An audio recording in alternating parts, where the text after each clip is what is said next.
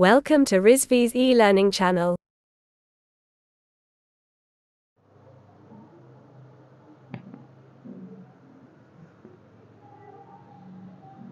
Hello guys, good afternoon to all of you. तो guys, इसके पहले लेक्चर में हमने डिस्कस किया था कि एनडीटी की वर्किंग प्रोसेस कैसे होती है, मीन्स की नॉन डिस्ट्रक्टिव टेस्टिंग कैसे काम करते हैं, इस पर कैसे किसी भी मेटल्स में कैसे टेस्टिंग करते हैं, जो भी उसमें डिफेक्ट्स होते हैं या डिसकंटिन्यूटीज जो होती हैं उसको हम कैसे टेस्टिंग करते हैं उनकी। तो इसके पहले लेक्चर में हमने डिस्कस किया था। आज हम बात करते हैं इसमें लिमिटेशन की, limitation of non destructive testing.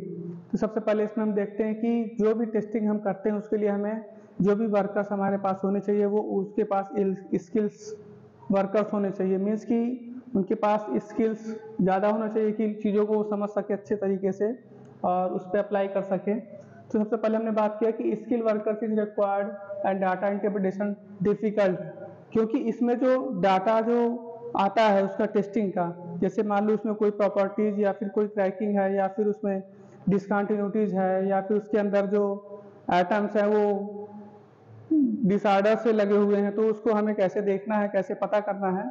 तो इसके लिए हमें वर्कर्स को पता होना चाहिए चीज़ों के बारे में कि कैसे काम करेंगे, कैसे उसमें टेस्टिंग करेंगे। तो इसके लिए हमें जो वर्कर्स होंगे वो हाई स्किल्स के वर्कर होने चाहिए, जिससे वो आसानी से उस पर काम कर सकें।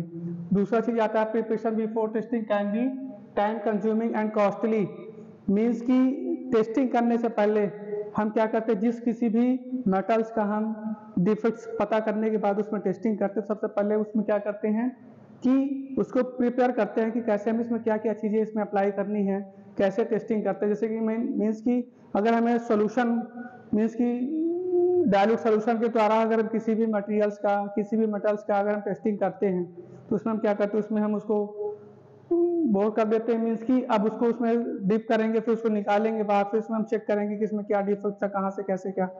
तो उसी प्रकार हमने बताया कि अगर किसी भी मेटल्स को अगर हमें टेस्टिंग करनी है तो उसको पहले उसको प्रिपेयर करेंगे अच्छे से कि हमें इसमें किस प्रकार की टेस्टिंग करनी है और किस जगह पे हमें टेस्टिंग करनी है, ठीक है। तो उसके बाद हमारा आता है method can not be namely apply to painted correct. इसमें जो भी मेथड हमारा जो भी होगा, जिस मेथड से हम उसको टेस्टिंग करते हैं, मीन्स की जैसे कि हमने बताया कि कई सारे जो इसके मेथड्स हैं नॉन डिस्ट्रक्टिव टेस्टिंग के, कौन से टेस्टिंग मेथड का यूज हम करेंगे, जो कि पूरी तरीके से हमें उसे पता होना चाहिए, उसके नेम वाइज हमें पता होना चाहिए। फिर हम उस किस मेथड्स का हम उसको एनडीटी के लिए हम यूज करेंगे, जिससे हमारा जो भी डिफेक्ट्स होंगे वो अच्छे तरीके से क्लियर हो सके और उसमें जो डिसकंटिन्यूटीज है वो भी कम हो सके, क्लियर।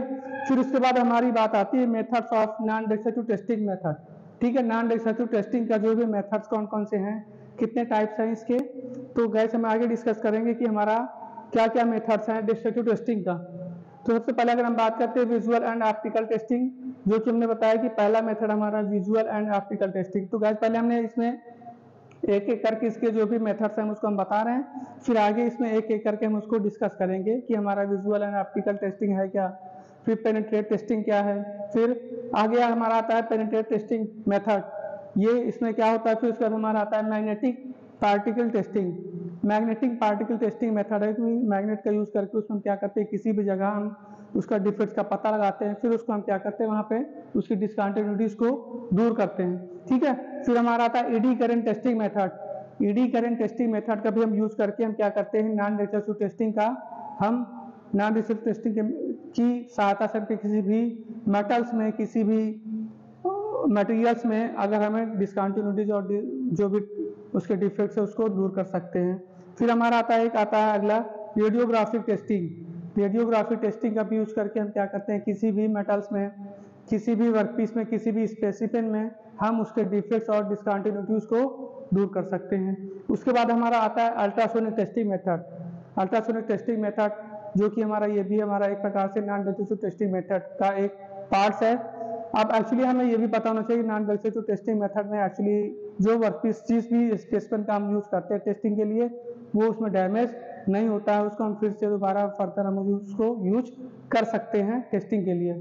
तो गाइज ये था हमारा लिमिटेशन और उसके methods non destructive testing method के। तब आगे हम ये डिस्कस करेंगे कि हमारा visual and optical testing method कैसे काम करते हैं, इसमें क्या क्या चीज़ें हमें इसके बारे में पता होना चाहिए, ठीक है। Okay guys, thank you.